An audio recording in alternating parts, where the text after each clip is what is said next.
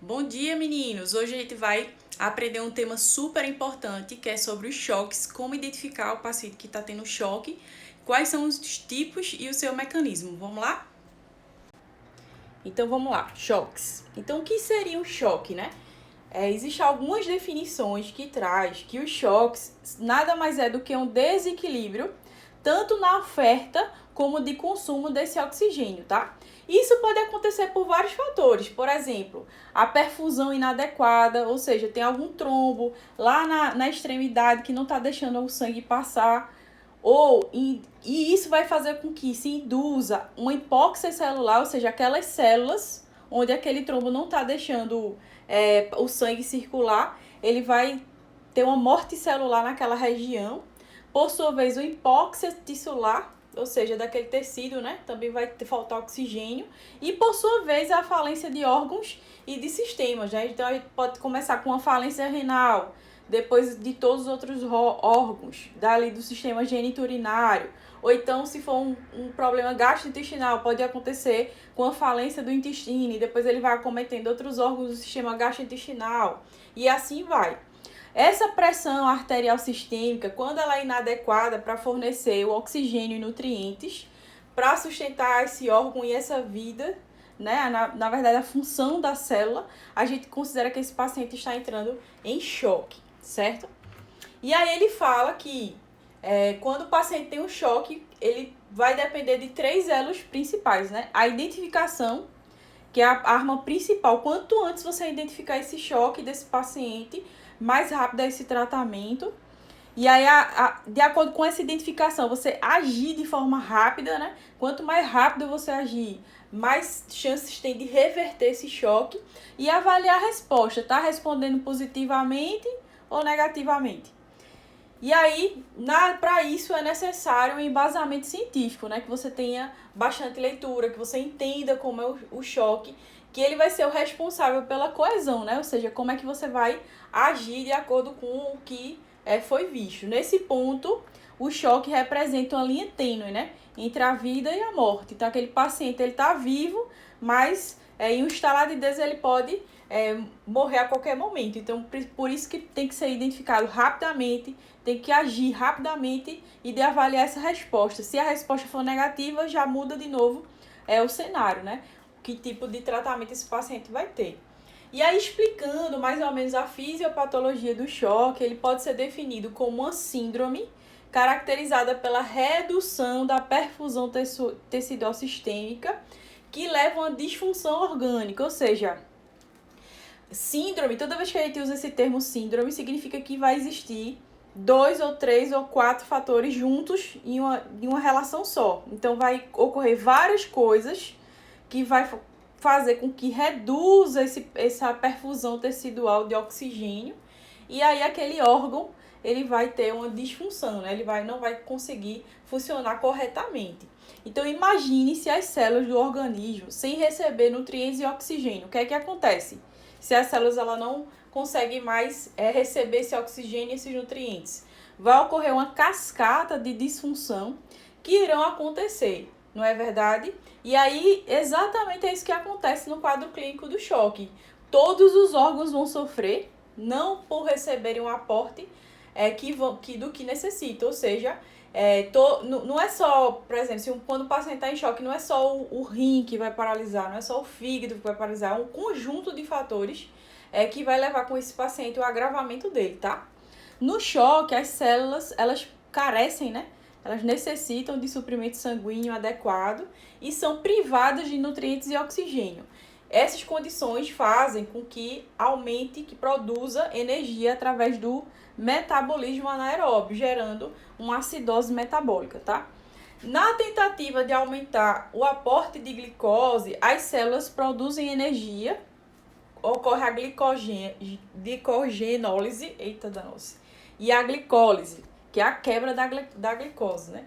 E são liberadas mediadores de inflamação, como, por exemplo, cortisol, catecolaminas, glucagon, citacinas, e aí isso vai resultar no aumento da glicemia, na resistência insulínica e aumento da permeabilidade vascular, certo?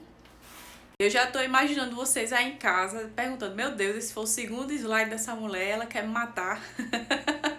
Calma, meninas, essa parte da fisiopatologia não vai cair na prova de vocês, tá? É só para explicar, para entender o conceito lá de bioquímica, lá de fisiologia, de anatomofisiologia, de como é que acontece essa reação, tá? Mas isso não vai ser cobrado de vocês, fiquem tranquilos. Vamos lá. E aí a gente tem a evolução do choque, que ele começa de uma forma compensatória, né? Então, tá faltando oxigênio e aí o cérebro ele tenta compensar de outra forma. E aí depois ele pula para a fase progressiva e por último, como o termo já diz, ele vai para a fase irreversível, ou seja, que não tem mais como alterar a situação daquele paciente, né? E aí vamos conhecer cada uma delas. A gente tem um estágio compensatório, que é caracterizado em manter a pressão arterial dentro dos limites devido a um mecanismo compensatório. Por exemplo, às vezes acontece aqui tá a corrente sanguínea e tem um trombo aqui dentro impedindo a passagem. Então, muitas vezes, dentro desse estágio compensatório, a pressão ela tende a subir um pouquinho para tentar ultrapassar essa barreira, tá? É uma forma de compensar, certo? Então, ele tenta compensar a falta desse oxigênio de alguma forma, a falta desses nutrientes de alguma forma. E aí, quando essa pressão que ela estava tentando aumentar, ela cai, a medula suprarrenal vai liberar aquelas catecolaminas, que nada mais é do que a adrenalina e noradrenalina, que aumentam a frequência e a contrabilidade cardíaca, ou seja, vai subir a frequência cardíaca, né? E aí os rins que regulam essa pressão arterial através do sistema renina-angiotensina, libera a renina, que converte angiotensina 1 e angiotensina 2, que vai ser um potente vasoconstrictor. Se vasoconstrigiu, o que é que acontece aí? Aumenta a pressão, né? Ou seja, o cérebro viu que a pressão caiu. E agora, como é que ele vai fazer para aumentar? Ele vai fazer todo esse regulamento através dos rins, que a gente chama de sistema renina-angiotensina, para aumentar essa pressão através de uma vasoconstricção, certo? E aí ocorre a redução desse fluxo sanguíneo no rim e, consequentemente, o aumento de aldosterona, resultando em uma retenção de sódio. Então, esse paciente, uma das coisas que a gente pode ver, um paciente quando ele está no estado compensatório, ele vai começar a apresentar edema, tá? Ele vai começar a inchar. E aí, essa elevação de concentração de sódio vai liberar um hormônio antidiurético para reter água, ou seja, ele vai inchar mais ainda. E também ocorre a redução da perfusão periférica e aumento do aporte sanguíneo em órgãos-alvos, que são os órgãos principais, que é o cérebro, coração e pulmão. Ou seja, as extremidades do corpo começam a ficar meio esbranquiçada, meio como se não tivesse um bom retorno. Como é que a gente sabe disso? A gente faz assim, ó, prende o dedo. Veja que meu dedo imediatamente ficou vermelhinho, né? Assim que eu prendi, ó. Então, outro dedinho, ó, prendi, ele fica vermelho na hora. Isso se chama que eu tenho uma boa perfusão. Se eu tivesse em choque, se isso aqui tivesse acontecido comigo, o meu dedo ia estar bem branquinho e quando eu fizesse isso, ele não ia ficar vermelho imediatamente. Ou seja, está faltando sangue na extremidade para liberar sangue para os órgãos-alvos principais, que é o cérebro, o coração e o pulmão, que esses são incompatíveis com a vida se não funcionarem corretamente, né? E aí, nesse estágio compensatório, quais são os sinais e sintomas? Olha aí, gente, essa parte aqui ainda fala da fisiopatologia. Fisiopatologia não cai na prova de vocês, mas é importante que vocês saibam, tá? Agora, a partir daqui, sim, isso aqui é importante. Por exemplo, como é que você sabe que o paciente está entrando em um choque no estágio compensatório? Então, ele vai apresentar oligúria ou anúria, ou seja, ou pouca urina ou urina nenhuma. A pele vai estar fria e pegajosa. Os sons intestinais na ausculta vão estar hipoativos, ou seja, sem barulho nenhum. Vai ter uma taquicardia e, se feito a gasometria, que é um exame laboratorial, ele vai apresentar uma acidose metabólica, tá? Além de ter também uma taquipneia, que é um mecanismo compensatório também. E ele pode estar confuso mentalmente, ou seja, um pouco desorientado, certo? Então, esses são os estágios compensatórios. Vamos entender um pouquinho sobre o estágio progressivo, como é que ele funciona. Então, ele vai iniciar com mecanismos compensatórios que não são mais suficientes para manter a pressão normal. Ou seja, tentou compensar, mas não foi feito nada. Então, o cérebro diz, então vamos, não tem mais o que fazer, né? Então, o choque vai progredir. Ou seja, a pressão que estava alta, que estava tentando compensar, ela vai ter uma queda. Geralmente essa pressão ela vai estar abaixo de 90/40, tá? Ou nesse nível. E aí vai ter uma sobrecarga que vai levar uma falência da bomba cardíaca, que é o nosso coração, tá? E aí vão ser liberados inúmeros mediadores químicos para aumentar a permeabilidade capilar, ou seja, que o sangue chegue na extremidade, e o edema também, tá? E aí esses agentes pró-inflamatórios e anti-inflamatórios ativam o sistema de coagulação na tentativa de tentar promover o equilíbrio novamente, né? A homeostasia do corpo de cada pessoa.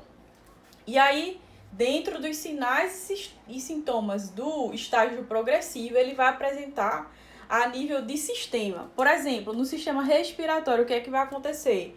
Esse paciente ele vai ter respirações rápidas e superficiais. Se você auscultar o paciente, ele pode estar com roncos e sibilos também. No sistema cardiovascular, a gente vai ter uma hipóxia e uma hipotensão, que vai resultar em uma taquicardia e uma arritmia. E esse paciente ele pode sentir também uma dor torácica, tá? Ou até infartar, ter um infarto agudo do miocárdio. No sistema neurológico, a hipóxia no cérebro, ele vai resultar em desorientação, né, na confusão, agitação, sonolência, letargia e perda de consciência. Ou seja, esse paciente ele pode entrar em um coma, ficar letárgico ou sonolento, ou o contrário, né, ficar agitado e confuso. No sistema renal, a hipoperfusão, ou seja, a diminuição de oxigênio, ele também vai diminuir a capacidade de metabolizar os fármacos, ou seja, aquelas medicações que o paciente tem que receber, ele não vai ser metabolizado nem pelo rim, nem pelo fígado, tá? E aí entra um grande problema, porque elas não vão fazer muito efeito, né? Não vai ter um efeito do jeito que se espera. No sistema gastrointestinal, essa isquemia vai provocar úlceras de estresse no estômago, aumentando o risco de sangramento, né? A gente vai chamar isso de um sangramento digestivo alto, tá? Hemorragia digestiva alta. E aí a gente vai ter um sistema hematológico, que são as citocinas inflamatórias que vão ativar a cascata de inflamação. E aí vai ter uma disseminação e formação de múltiplos trombos e sangramento. Então isso é o que vai acontecer no estágio progressivo do choque. E no estágio irreversível, não há mais resposta ao tratamento, tá? Não, o rim e o fígado, ele não funciona mais. A gente tá com metabolismo láctico, que vai resultar numa avassaladora, numa forte acidose metabólica, quando você faz o teste de gasometria. E o sistema vascular ele não é capaz mais de manter essa pressão arterial média adequada, né? E aí, provavelmente, mesmo com a ventilação mecânica, vai ocorrer a disfunção de múltiplos órgãos e a morte vai ser rapidamente, né? Não se tem mais o que fazer aqui no estágio irreversível. E aqui tem mostrando, né, como é que seria esse processo fisiológico dentro do corpo da gente, anatomicamente falando, né? Isso aqui é só uma figura mais de curiosidade para vocês, tá? Não precisam se preocupar com essa parte de anatomia, não. E aí, os sinais clínicos de disfunção orgânica são diversos, né? Como é que a gente sabe que o paciente está entrando em falência de múltiplos órgãos? Acho que vocês já devem ter ouvido falar sobre isso, né? O paciente está com falência de múltiplos órgãos. Então, a gente tem alterações no sistema nervoso central, como eu falei para vocês, rebaixamento, agitação. No sistema cardiovascular, então, a gente tem o preenchimento capilar, que é isso aqui, lento, né? Dura mais de 2 segundos para se encher, para ficar vermelhinho. No digestório, a gente tem a estase, a gente tem a obstrução intestinal e outras alterações. Urinário, praticamente quase urina nenhuma, muito pouca urina. Hematológico, vai ter plaquetopenia, vai ter trombose, vai ter o tempo de coagulação maior. No sistema respiratório, taquipneia, dispneia, hipóxia e a pele vai estar fria, pegajosa. Basicamente, esse é o resumo de tudo aquilo que eu li para vocês no slide anterior, né? De como seria uma disfunção de múltiplos órgãos.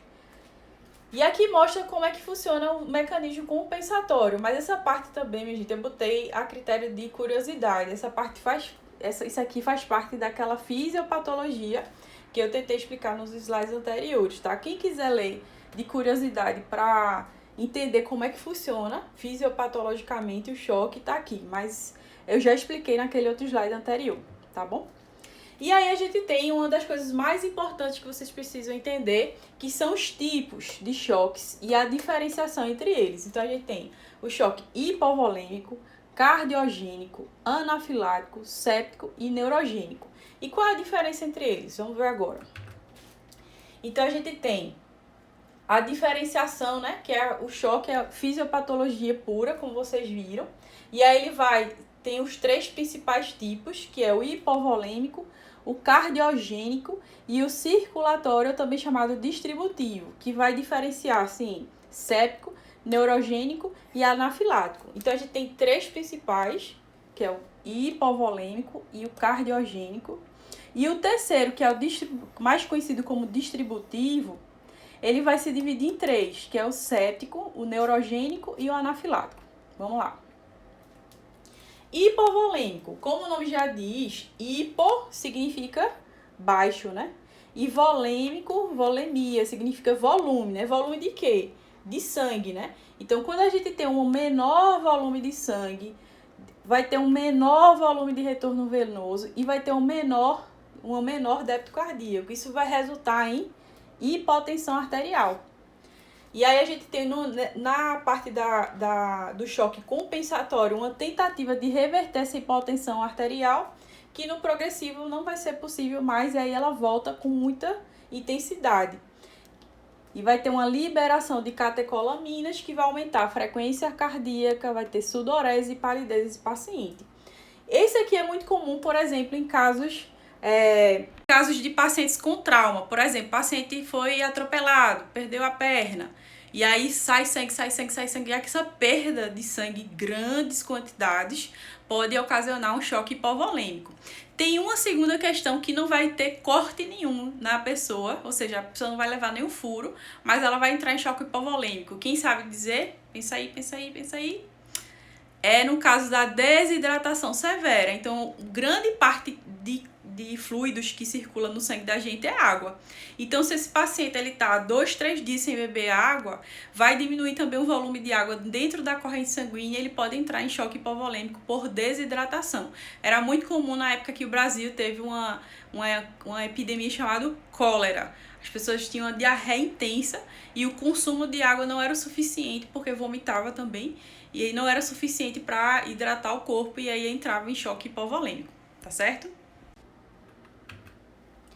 E aqui ele mostra como é que se comporta, né? A gente tem o choque hipovolêmico ativo, ele vai ter um dano, né, no sistema nervoso simpático e no sistema nervoso hormonal. Ele vai ativar isso aqui para tentar compensar as falhas, ou seja, discretamente essa pressão ela vai subir. Qual é o grande risco que acontece aí? O paciente teve um acidente de carro. E aí ele levou um trauma interno, não tem furo nenhum. Então você olha o paciente e ele tá bem, ele não tem nenhum tipo de sangramento, mas ele tá sangrando internamente. E aí você vai, afere a pressão dele tá alta, porque ele entrou no sistema compensatório, ou seja, o organismo está tentando compensar essa falha de sangue, porque foi liberado, foi estimulado o sistema nervoso simpático. E aí quando você afere a pressão, que vê que a pressão está lá em cima, aí você vai dar um remédio de pressão para esse paciente, bota um captopril sublingual nele, e aí o que é que acontece? Essa pressão, quando ela cai de um jeito que esse paciente ele vai entrar em parada rapidamente. Então, por isso que paciente de trauma, mesmo que ele esteja com a pressão alta, tem que examinar para ver se não tem possíveis lesões internas, tá? E aqui, só resumindo o que o choque hipovolêmico faz, nada mais é do que o volume intravascular diminuído, ou seja, resumindo em uma frase, choque hipovolêmico é quando o sangue está em pequena quantidade circulando no nosso corpo. E aí isso vai fazer com uma sequência de eventos, né? Que se inicia com a diminuição desse volume de sangue. E aí, consequentemente, se não tem sangue, não vai chegar sangue suficiente no coração, que vai diminuir esse débito cardíaco e, por sua vez, ele vai não conseguir levar oxigênio. Se não tem sangue suficiente, não vai ter oxigênio e nutriente suficiente lá na ponta, né? Nas extremidades, nem nos órgãos. E aí, quais são as causas? O que é que causa o choque hipovolêmico? A gente tem a hemorragia como um deles, a desidratação e o sequestro de líquidos, ou seja, se você toma muito diurético, você está tendo uma diarreia intensa e está urinando e defecando muito, aí chama isso de sequestro de líquidos, tá? E aí alguns sinais e sintomas a gente tem a pele fria, pegajosa, taquicardia e a posição de Trendelenburg, ou seja, as pernas para cima, né, um pouco para cima, é indicada nesse caso aí. Próximo choque cardiogênico. Então, como o nome já diz, tem um problema onde? No coração, né? Cardio.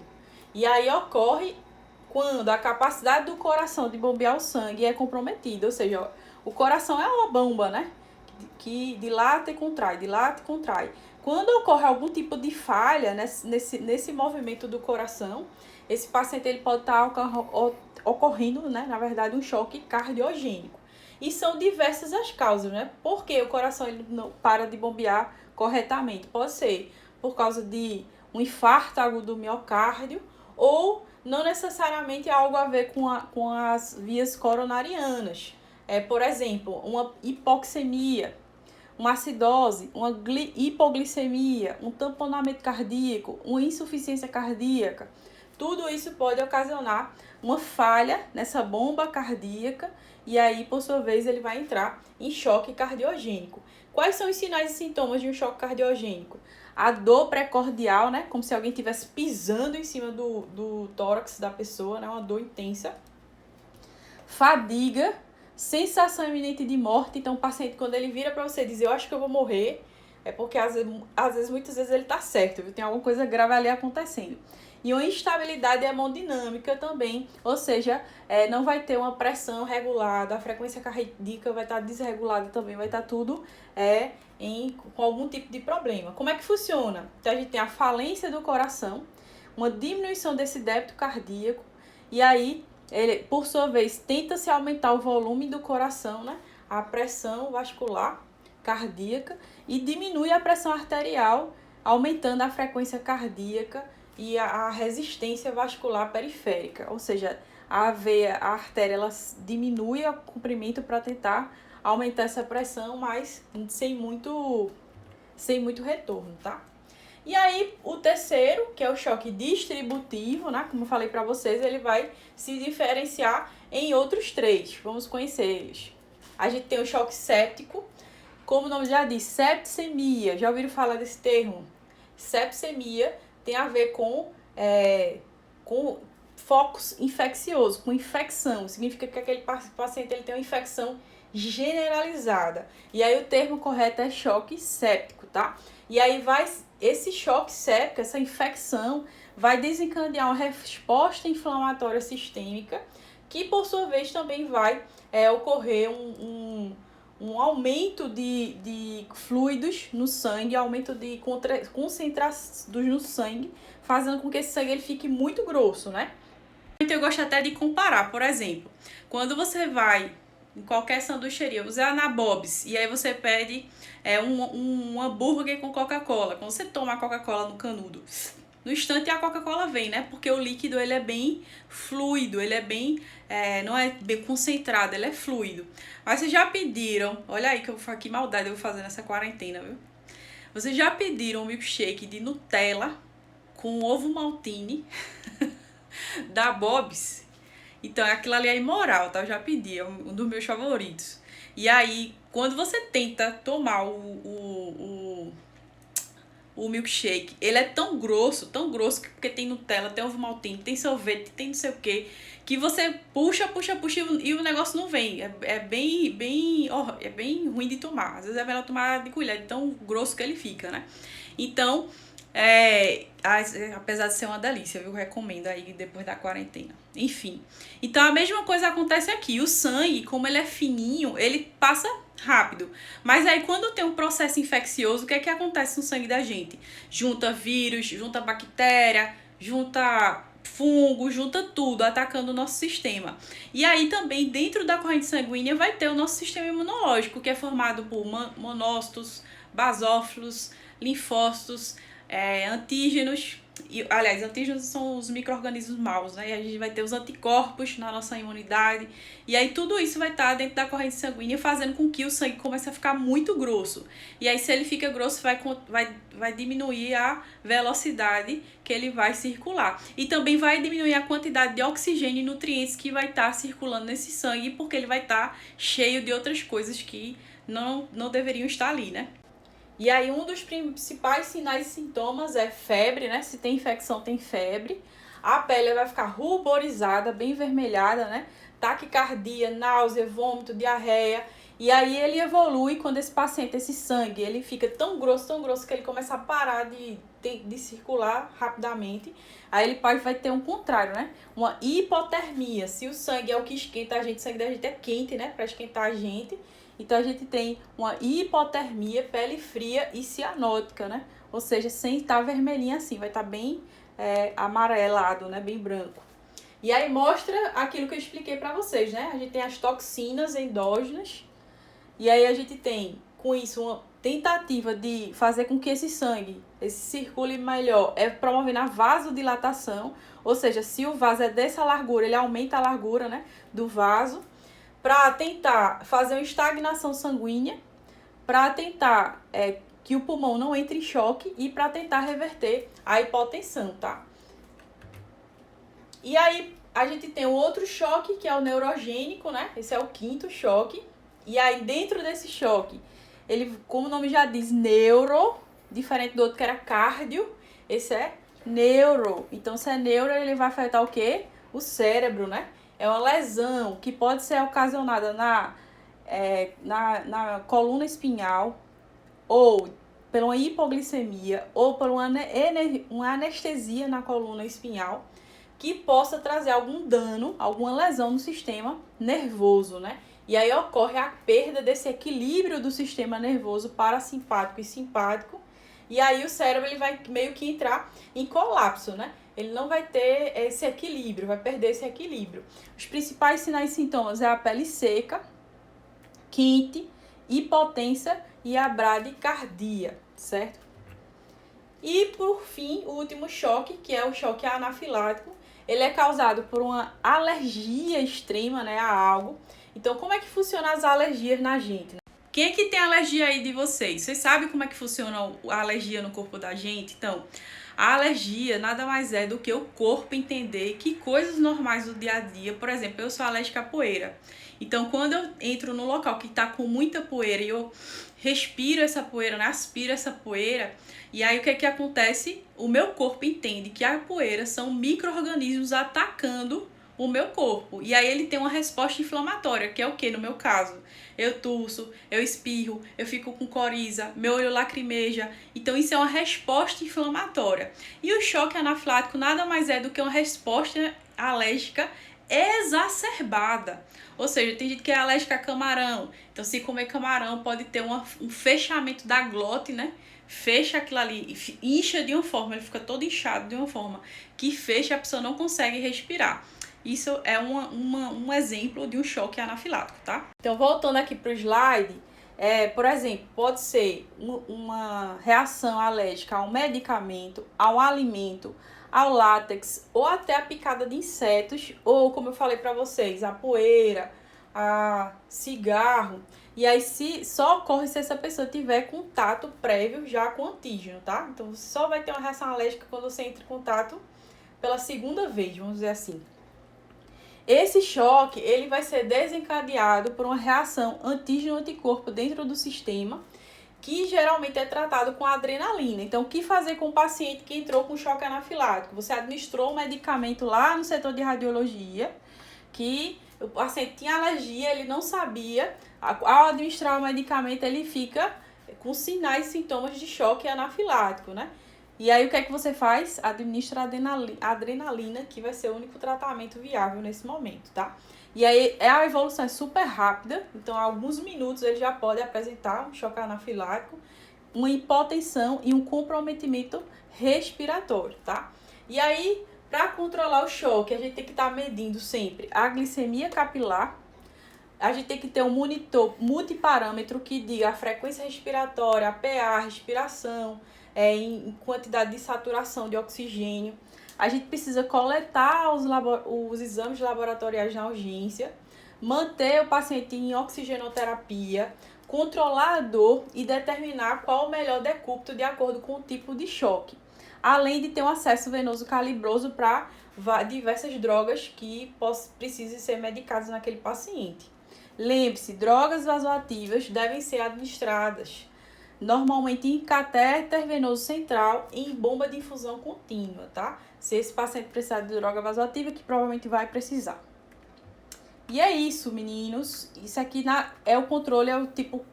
Aquele paciente teve um choque. Lembra que nas 3 medidas era identificar, agir e controlar, né? Esse é o final. É o controle final de todos os choques. Não é só para o anafilático, não. É para todos, tá? É isso, meninos. Espero ter ajudado vocês. Um beijão e até a próxima aula. Tchauzinho!